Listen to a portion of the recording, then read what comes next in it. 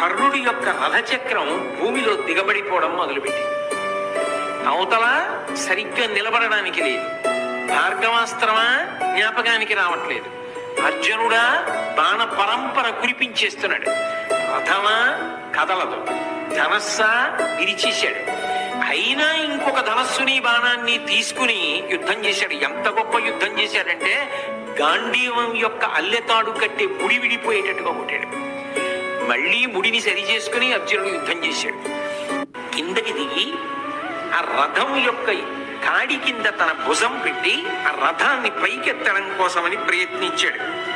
అయినా ఆ రథం పైకి రాలేదు. కానీ ఆశ్చర్యం ఏమిటంటే ఈ భూమి అంతా కులపర్వతాలతోటి సముద్రాలతోటి 6 అంగుళాల పైకి లేచింది. అంటే కర్ణుడి యొక్క భుజశక్తి అటువంటిది.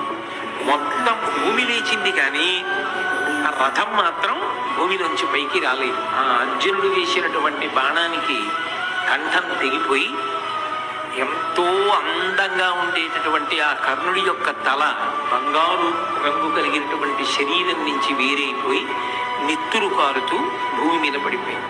శరీరం ఇంకొక పక్కకు పడిపోయింది.